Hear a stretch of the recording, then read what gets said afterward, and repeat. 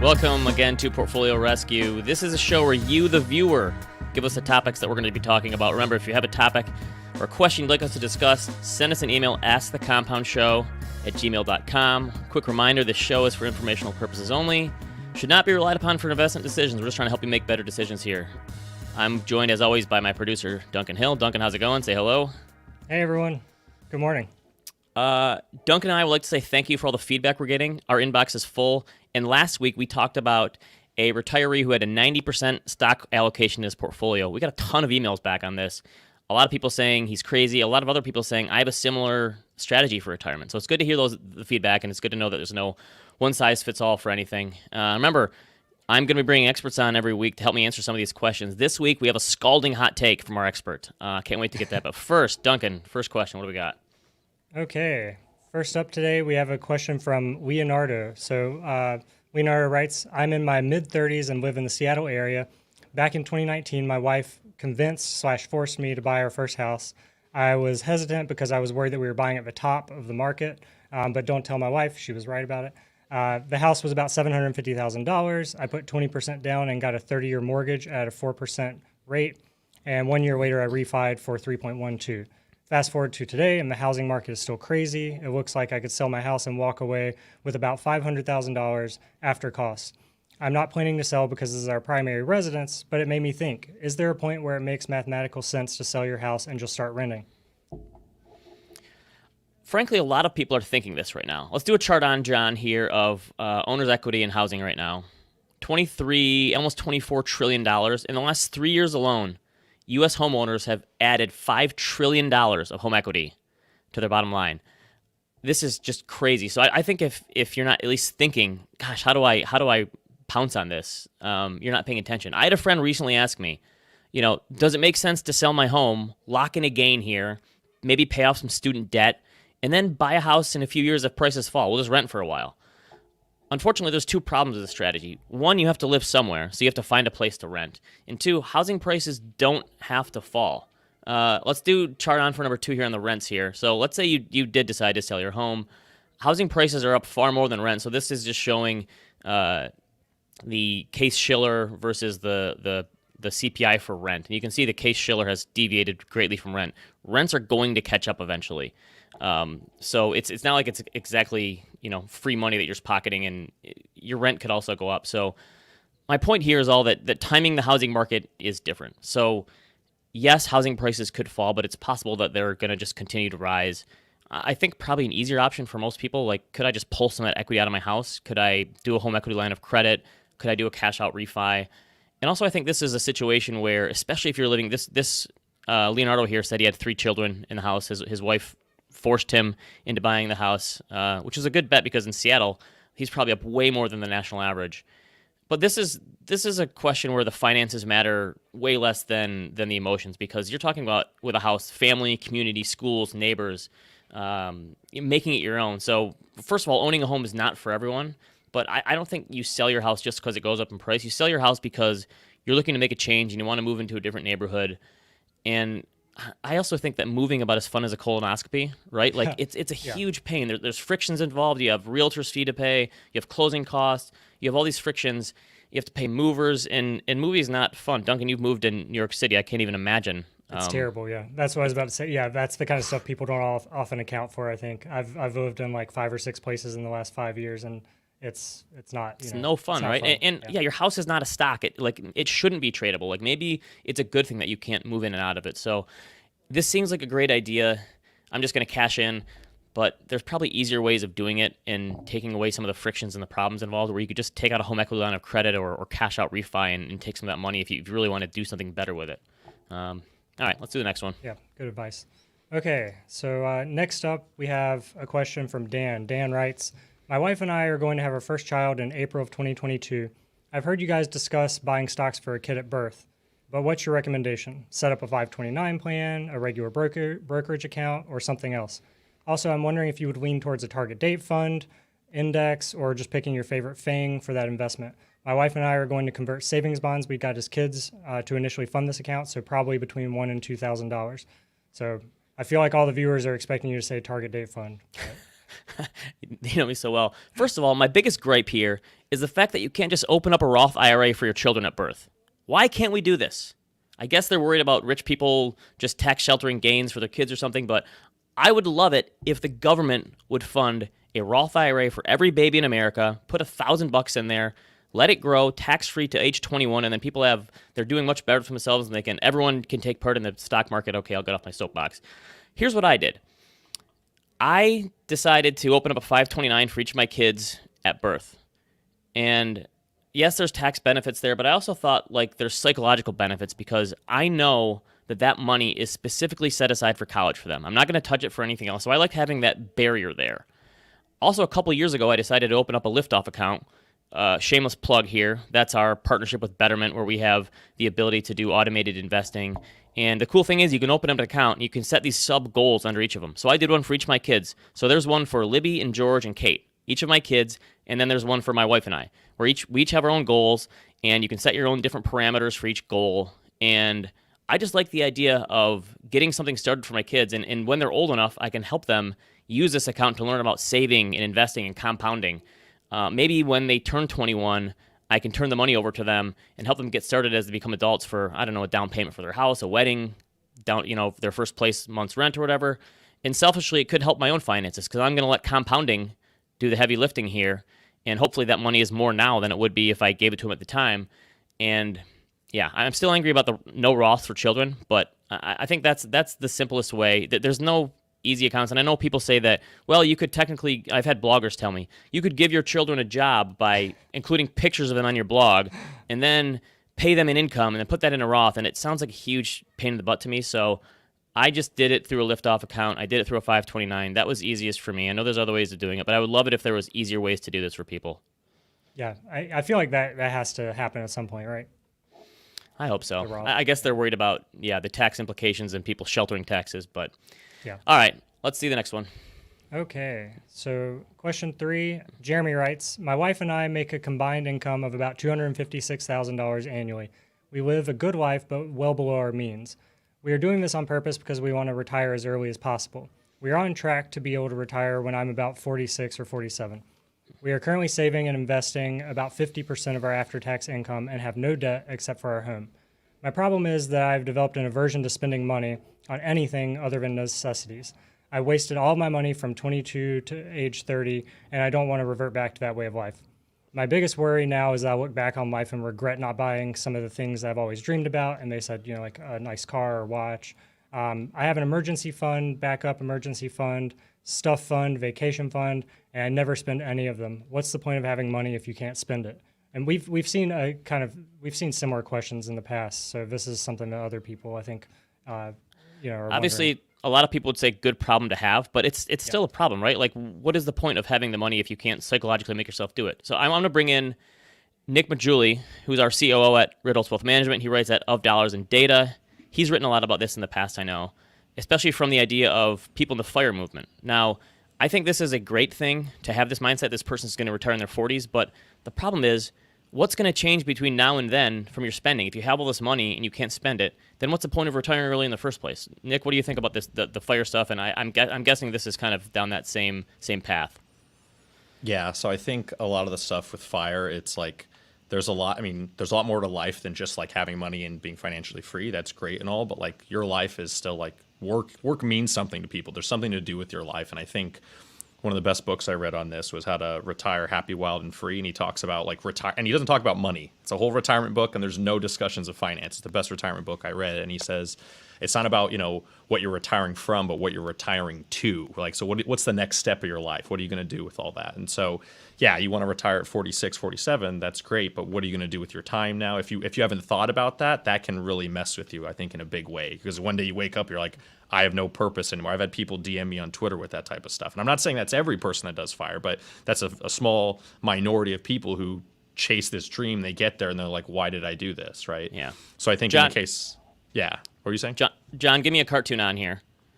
First time. So this is one of my favorite cartoons on investing, and it says, explain to you again why enjoying life when I retire is more important than enjoying life now. And of course, there has to be some balance there, right? You have to find a way to enjoy it now, but also in the future, because I've always been, frankly, a saver. And I think my viewpoints have changed on this over time. But I think having some rules in place, and you have, what did we call this? The Nick Maggiulli rule? Did we come up with a better name? No, I call it the 2X rule. It's much better. It's a little bit catchier than the Nick Maggiulli rule. But all right, what's the 2X rule? The 2X rule is very simple, and I've heard of this in various aspects. Different people have said it, but I kind of just call it the 2X rule. I've kind of named it.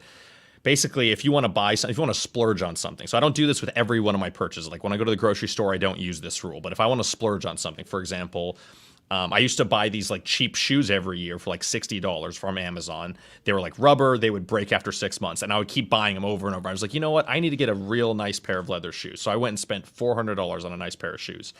But when give us the label. Yeah. What kind? What's the brand? Yeah. So no, we're not going to get into all that right now. You're not going to give me the brand? No, I'm not. There's a bunch of different. It was like Alan Edmonds back in the day. That's what I was into back then. But yeah, so I spent $400. But when I did that, I said, you know what? I felt like I was like splurging on this. So I said, I'm going to save another $400. So I saved $800 in total. And the second $400 I invested, in the stock market. So for me, it's like if you want to splurge, you want to spend $1,000, $2,000, $5,000, whatever it is.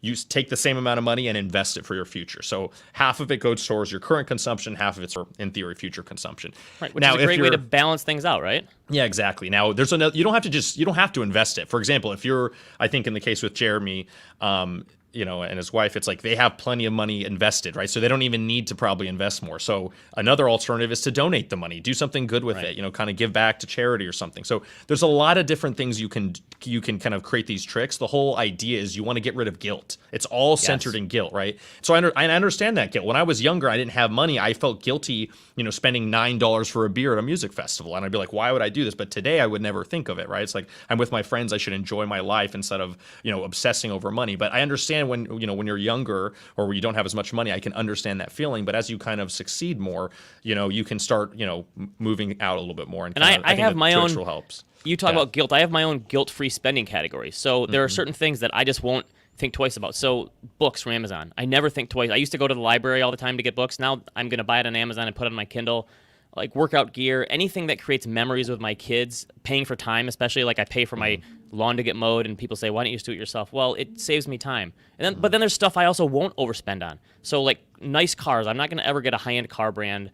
I don't care about nice furniture because my kids would probably ruin it anyway. And then like high-end restaurants. The only time I go to high-end restaurants is when I come visit you guys in New York and you take me out to a nice steakhouse. Yeah.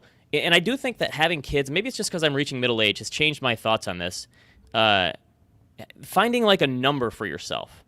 Because I've heard stories in recent weeks and months from clients and friends of friends and family friends who say they got to retirement and then they get this life-shattering news of a disease that's going to change their life, Alzheimer's or Parkinson's, or they find out they have months to live because of stage 4 cancer or something. And they get to retirement and they've spent all this time saving and investing and they think they're going to have these next 2 or 3 decades to spend it and have fun, and then it gets taken away from them.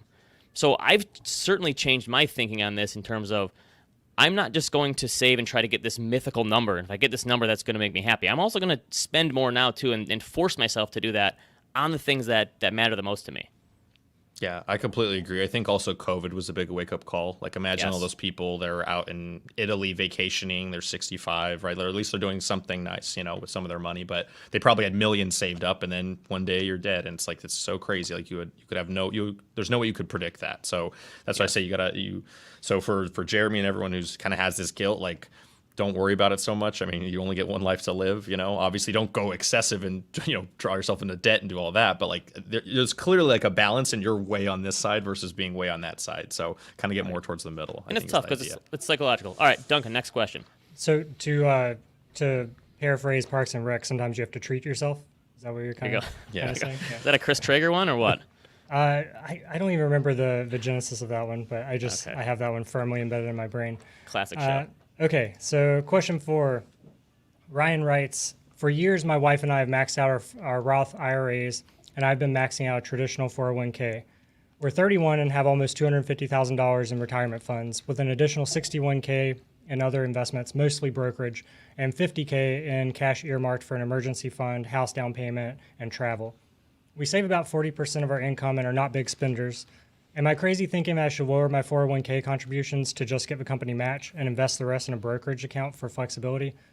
Every calculator I can find says we should be just fine letting the retirement accounts grow over time, but no one on the internet would dare write an article that says stop saving for retirement, except for Nick Maggiulli. And then they go on to say that's what made them think of this question. All right, John, let's do blog post on here. Max out your 401k could be the dumbest advice that I've ever heard for anyone that wants to take financial control of their future. Why? But Chris, All right, Nick, you wrote this post, and I think you shared it with Michael and I and said, give me your feedback on this before I put it out there. When I first saw the headline, it said why you shouldn't max out your 401k. I thought you're nuts. But then you explained yourself, and it actually made a lot of sense under the right circumstances. So let's hear this scalding hot take about not maxing out your 401k. Let's hear it.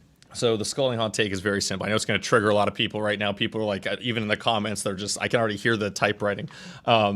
The take is this, right? So mathematically, if you look at obviously you change the assumptions, a lot of this changes. So I don't want to give you an exact point estimate. I did put a point estimate in that particular post, but that's not what's important. The idea is, on average, a 401k is going to get you somewhere between 50 and 70 basis points a year. So 0.5 to 0.7% a year in extra return due to the after-tax the because tax your funds are shielding, going basically. tax deferred, Yeah. right? So what that becomes is about half a percent to 0.7% a year. Obviously, it depends on your 401k fees. If your 401k has a fee of 1% a year, then it would be worse to put more money in your 401k past the company match, right? Because you still want to get the company match because that's like free money basically, but past the match. So that's the question: is past the match, that marginal dollars. You're getting, as I said, 0.5 to 0.7% a year. That's based on current tax law. And if capital gains doubles, that would change. But basically, assume that's true. Assume you're only getting 70 bips a year, right? It's like, is that worth it to lock up all your capital till you're 65? You don't know if you're going to, or actually 59 and a half, I apologize. You don't know if you're going to make it there. Like there's a bunch of different things. And I'm like, I think the flexibility matters, especially for people who are young, aggressive savers. And I think in this case, you had 250K in retirement at 31. I mean, that's pretty aggressive for savings. I think they'll probably be fine to just take more flexibility. And yeah, sounds like they're saving 40%. This could be another fire situation here. So your point is that like it gives you more flexibility. If you're a long-term buy and hold investor, you're going to get basically to the same place as long as you don't step in and mess it up. It could offer you more flexibility. That actually makes sense to me, especially you talked about you using like index funds and low-cost funds for this. Yeah. And some 401k providers have egregious fees, not only on the fund administration itself, but also the funds within it, right? So obviously, the first step is always, always, always get the match. That's 100% return. Yep. You always have to get it no matter what your funds are. And then potentially, if you don't have the best funds, then you go to a brokerage or an IRA from a fund provider, and you might have better options at lower costs and more flexibility, especially if you're going to retire early, right?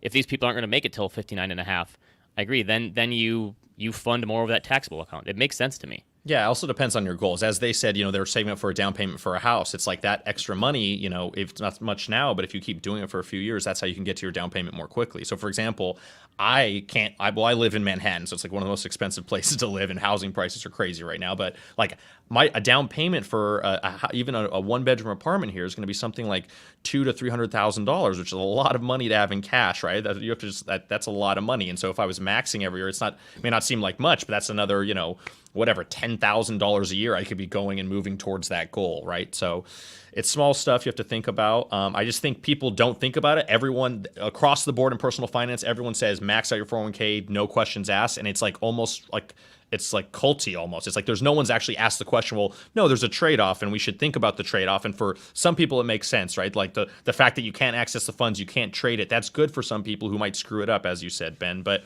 I think for a lot of people who are a little bit more financially minded, I think they're adults enough and they can figure out they're not going to go and screw up their whole lives. Like they can have the money in their brokerage and they'll be fine. And right? by the way, I drank the Kool-Aid. I'm part of the cult. I maxed out my 401k. I like the psychological barriers there, but I totally get what you're saying for the flexibility. It makes a lot of sense to me. So as with most of this stuff, it's circumstantial. It depends. All right, Nick, let's see. John, throw up Nick's book here. We want to make sure people pre-order Nick's book. Just keep buying.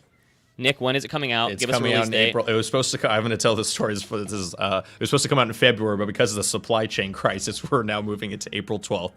April 12th, man. 2022. Yeah, supply Pandemic is chains are pushing hitting us back. everyone. Yeah. So Wait, does that there's mean no that they're paper. on I guess a- there's no paper on the planet or Are something. they on a shipping container somewhere? It fell off a boat. The paper's gone. I don't know. We're gonna have Nick back on when he has his book coming out to talk about it. Again, he's got a lot more good hot takes that'll change your mind on personal finance. Yeah. If you have some thoughts about the questions today, leave us a comment Rob in the comments says that it was Aziz Ansari on Parks and Rec that said that. Yeah. So Yep. good call, Rob.